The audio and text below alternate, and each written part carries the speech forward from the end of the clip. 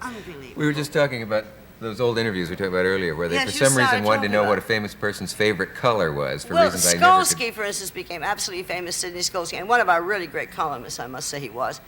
But he had one pet question. What do you wear when you go to bed? Yes. Well, you know, really. Really. Was it, why did he want to know? Do you have any idea? Well, I think that was a marvelous gimmick of his. Mm-hmm. And he usually got answers. But of course, speaking of all the silly questions, you always could say no comment. Mr. Roosevelt gave us that. No comment. You can never.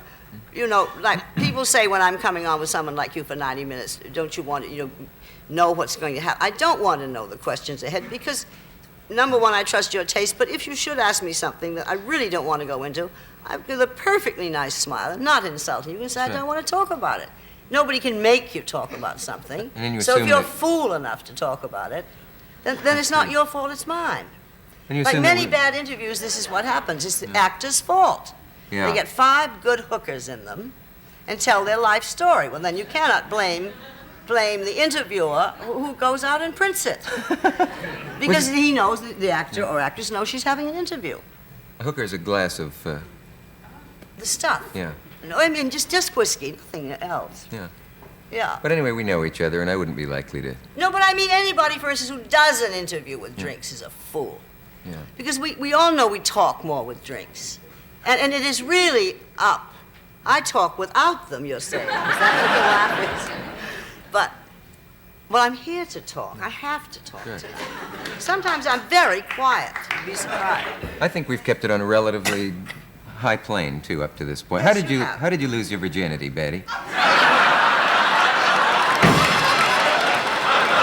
I'll tell you. I'm sorry, I don't know what came over me. I have to tell you how old-fashioned I was. I married before I lost my virginity.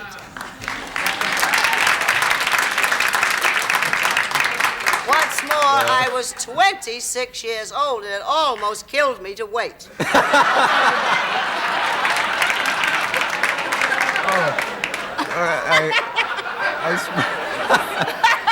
it's the truth. I swear I did not know. That is the way I was brought. That's the way. I think there has been an improvement over. I think this is a wicked upbringing. To have to wait till 26. Well, no. I mean, if you don't, just to marry for this is wicked. Yeah. Wicked. And I assure you that is not the way my daughter was brought up at all. Mm-hmm. Nor do I believe in this horrible promiscuity, but if you really love somebody, you don't just marry. It's ridiculous. My mother was wrong. It was a very stupid upbringing. Yeah. That has to account for the gigantic divorce rate. I mean, a lot of it. It's certainly not all of it, but certainly a lot of it. I think the fact it accounted for sex, an enormous amount of gigantic. And so they get married for that purpose, and it turns out Well, it's just perfectly stupid. Yeah. It's just stupid. Because it really, to be very serious on the whole subject for a minute, you started out, you never must joke with me, I'll go into something serious, you see. No, it is really one of the great gifts that God gave human beings. It's one of the most important parts of our lives. And there can be no marriage unless that is right. They can't, you can't just separate them. And I think what's going on today is a vast, vast improvement from my era. Even though you don't like certain aspects of it. Yeah. Well, I think you must trust whatever child you give this privilege to, not to turn out to be a tramp. That's very important, but I think you must know your child. Is your mother turning over in her grave to hear you speak even this? No, I always talk. Mother and I always were very frank talking. We always talked about everything. She was a great chum. Was it she? I miss her all the time. I get to look more like her all the time, too. Did she tell you about the birds and the bees? No, there was no sort of real education. Mm-hmm. If you want to come to Connecticut in front of the fire some night, and I'll tell you about my wedding night, you'll be on the floor for 3 hours. No,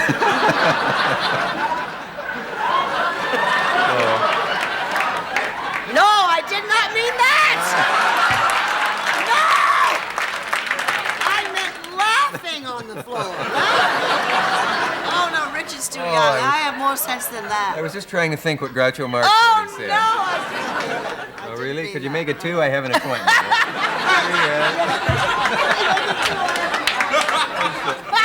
I think we better take a message and recover. We'll be right back.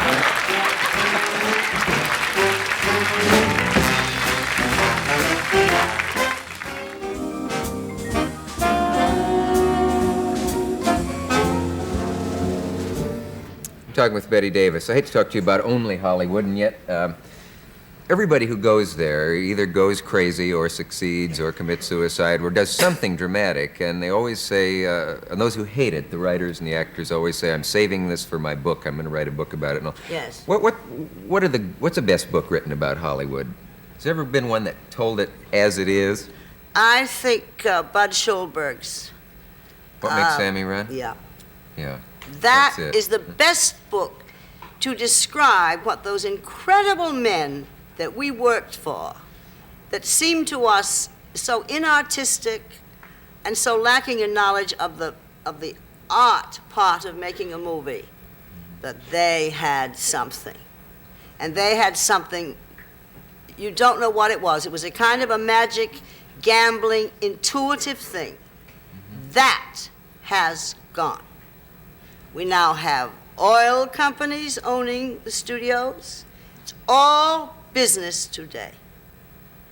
And those men that were exasperating because there was no way of communicating with the way they thought. But they, boy, gave us our chances. They gambled. Think of the money they gambled on someone like me before the money really started coming back. They gambled. Gambling has gone. I mean, you don't on a set today dare play some little joke. Somebody will come up and say, come on, come on. Costing money. So all the fun has even gone out of it. We used to pull gags on sets. We made pictures in 4 and 5 weeks. Way back there, Dark Picture was made in 4 weeks. We didn't waste any time. We had a little fun, because it's a very long day, you know. Would it be wrong to say it was affection you had for those men, though? I mean, how do you feel about the fact that if you had bombed in 3 more movies in a row at a certain point in your career, you would not have been able to get them on the phone again the rest of your life? They would just Well, I would just walked into the office and sat. Yeah. If I wanted to get them. Yeah. You know, really. I must say I never couldn't get in and see Jack. And the other thing, I always could go to him, because he was the head man. If I go through 10 other people with messages, we, with all the talk and all this groan and groan and groan about Jack Warner and me, we had a pretty smashing relationship. And one thing, he did respect me. Because at least I was honest and came out and said what was what. And there wasn't that sense of if you had failed for them, and they wouldn't have cared if they ever saw you again. Oh, on their side, no affection. Mm-hmm. On their side, my dear, I finished 18 years at Warner's, built many sound stages there, never got a letter of goodbye, ended up in the back lot with a sound man, Heinz Blanke, a producer, till dawn, having drinks, and that's how I left the Warner lot. But no big goodbye party, nothing engraved, no... Oh, no.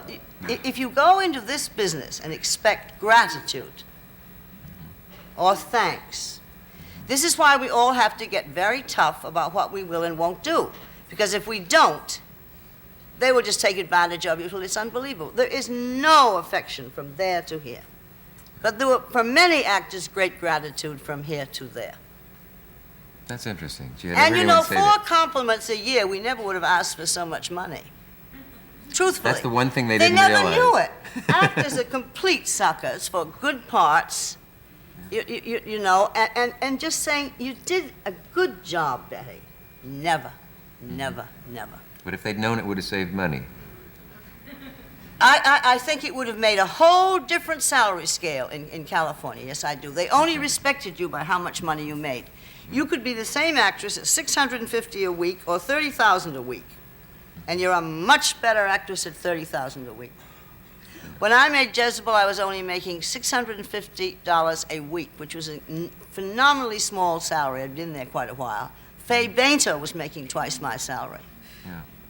But I never fought for money, you see, until many, many years later. I fought for parts, and that automatically makes it work. Then there comes a time they cannot help but change your contract.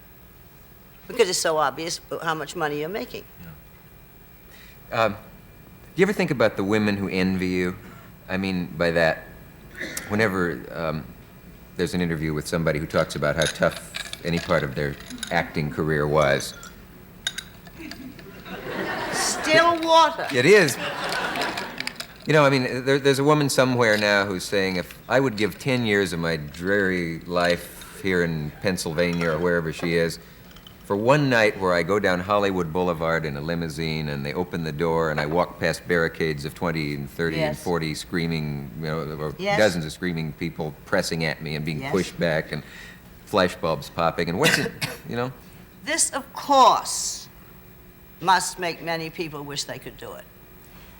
If you ever got blasé enough not to be thrilled by, say, a reception like this tonight, or people outside who care about you, if you ever get bored or blasé about that, it's shocking, because these are the rewards. Of course they're the rewards for, you know, in my case, 30, 71, this is 41 years I've been in this business. Wow. Now, you know, I don't know why I'm still alive, but somehow it keeps on going. I feel I should be dead. It's been so long. That's a very modest thing to say. No, imagine, 41 years I've been in this business. And of course it's rewarding that people still know you. My good fortune to be known by the young people today is the late television. See, I have had 2 careers. All the kids today would never know anything about people in my era without late television. You realize that. That's right. And more people know you from that. We all were furious about the residuals. We should have gotten our residuals, but in a way, this is a bigger reward. You know, so naturally, it is a thrill. But that is not what the real thrill is, which I would say to any young person. The limousines and all the crowds you really sweat for about 15 years. And you've got to love the actual sweat more than the lights and the glamour and the whole thing. This you must love the most. The other will follow, and then you just thank God that you made it. You know. So, but I can understand it. The greatest thing about having made it in movies is when you travel. It is, Dietrich said this once, and she's so right. It's just heaven. Or going to restaurants, they'll shove people out or anything.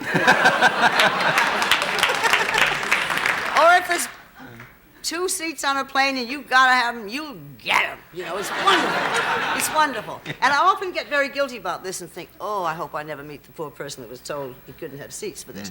But the traveling thing is absolutely marvelous. People, for instance, way off in Scotland, the way people took care of me, you know, cared about me. When we arrived in Glasgow, of course, you knew when my career started by the fans that were there. There wasn't anything but a white hair in the bunch. But these beautiful Scotch women who were really crying, they never thought in their lives, and they'd known me 40 years, they really felt they knew me, thought in their lives to see me. You know, and they all brought the little bunches of heather. It was really, this is part of the reward. But boy, you don't get that for a long, long time. And that must never be your motive. See, that can't be the motive. Because that isn't what you want the most. You want to get on that stage and work. Very well said. Local stations have a message. We'll be back.